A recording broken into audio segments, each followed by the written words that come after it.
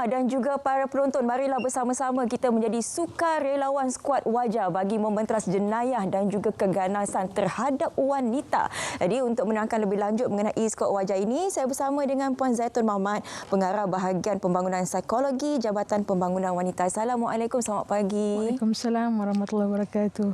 Ya, saban hari kita mendengar berkaitan dengan jenayah dan juga keganasan terhadap wanita ini, walaupun pelbagai program telah dilakukan bagi memberi pemahaman kepada rakyat di luar sana, akan tetapi masih lagi ada perkara-perkara sebegini yang perlu dibendung. Jadi skuad wajah ini ditubuhkan bagi membentras jenayah dan juga sama-sama kita menentang keganasan terhadap wanita. Jadi sedikit latar belakang mengenai skuad wajah ini, Puan.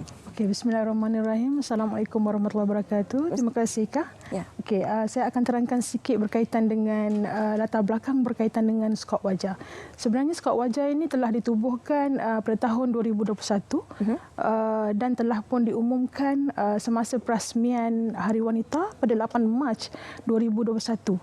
Dan tujuan pelaksanaan skuad wajah ini adalah untuk kita memperkasakan komuniti melalui program ataupun perkhidmatan psikososial dan juga aktiviti bimbingan kepada komuniti, terutamanya berkaitan dengan jenayah.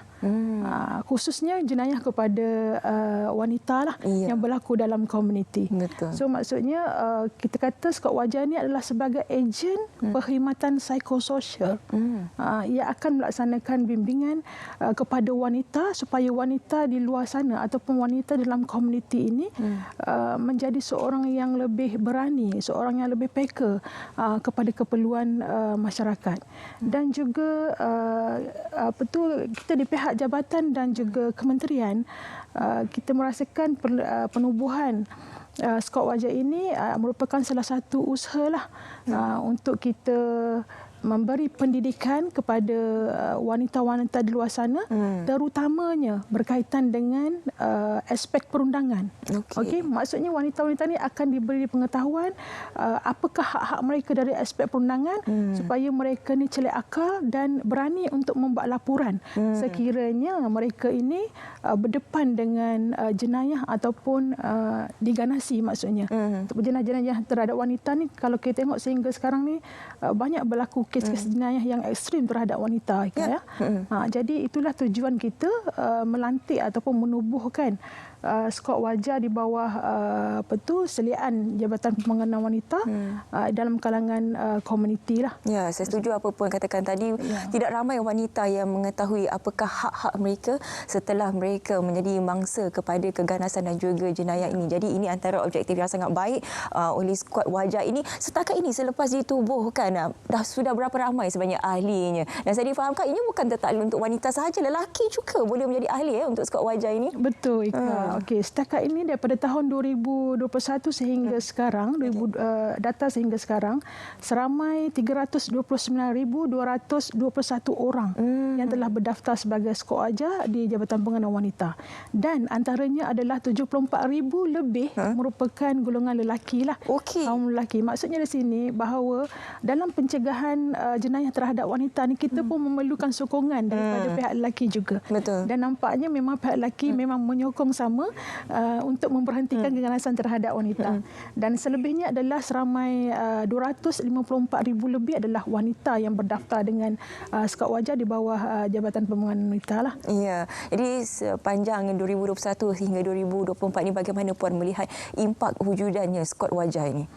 Okey, Ika, kalau kita tengok sebenarnya kes keganasan terhadap wanita ni berlaku di mana-mana sebenarnya tanpa maksudnya dia merentasi sempadan. Okey, tanpa mengira agama, bangsa dan negara. Jadi pihak kementerian juga mengambil inisiatif.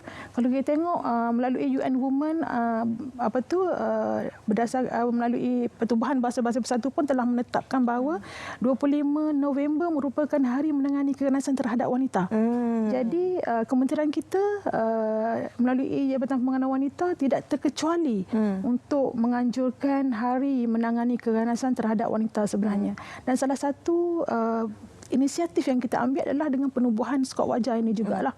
Jadi skop wajah inilah berperanan dalam komuniti menjalankan perkhidmatan psikososial dengan menerapkan ilmu-ilmu dan juga kemahiran kepada komuniti kita supaya berani melaporkan apa sebarang jenayah yang berlaku terhadap wanita dan juga dalam kalangan komuniti mereka lah maksudnya. Dan untuk makluman, kalau ikutkan pada tahun 2021 kita mensasarkan 50,000 orang yang kita hendak santuni. 50,000 orang yang akan kita santuni di kalangan komuniti atau masyarakat. Tetapi kita telah melebihi daripada sasaran yang kita tetapkan, iaitu kita berjaya menyantuni seramai 74,715 orang individu yang kita santuni dalam masyarakat melalui aktiviti psikososial dan juga bimbingan. Inilah peranan yang dimainkan oleh skop wajah di dalam komuniti. Okey, dan selain itu juga kita ada melantik skop wajah kita dengan memperkasakan lagi skop wajah kita dengan melatih mereka melalui program skop wajah insaniah, di mana mereka ini telah dilantik sebagai pembantu pelindung kanak-kanak. Jadi mereka ini akan membantu bagi kes ataupun isu yang berkaitan dengan kanak-kanak yang memerlukan perlindungan ataupun pemeliharaan dari kes penderaan, pengayaan dan juga pengabaian lah.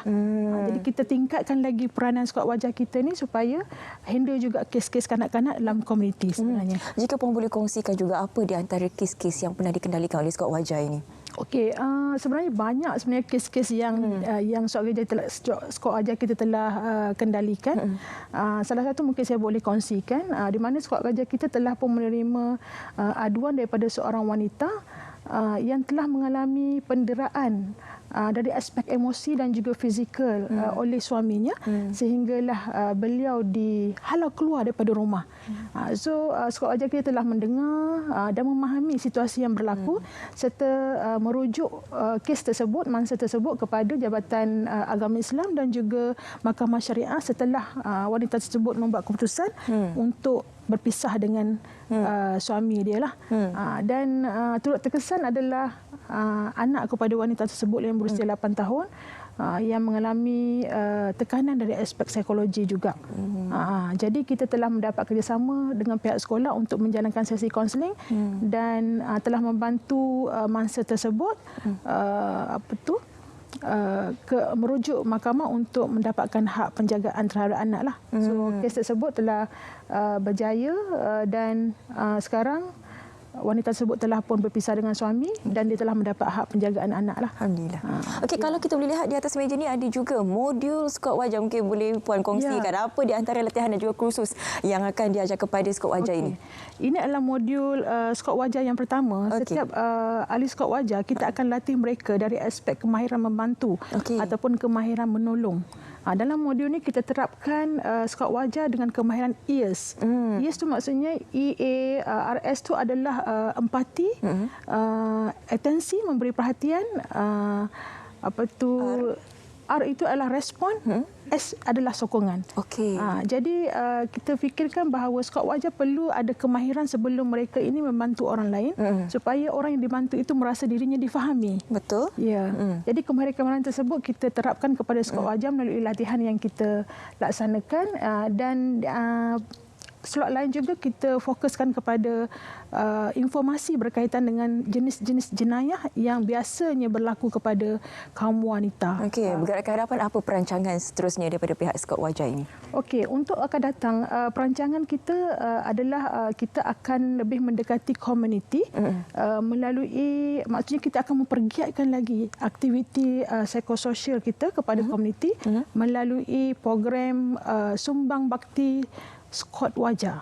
Maksudnya kita akan terus mendekati maksudnya ke akar umbi di mana skop wajah itu berada, maksudnya dia akan menemui komuniti mereka di tempat mereka sebab mereka sahaja yang tahu apa yang berlaku dalam komuniti mereka lah.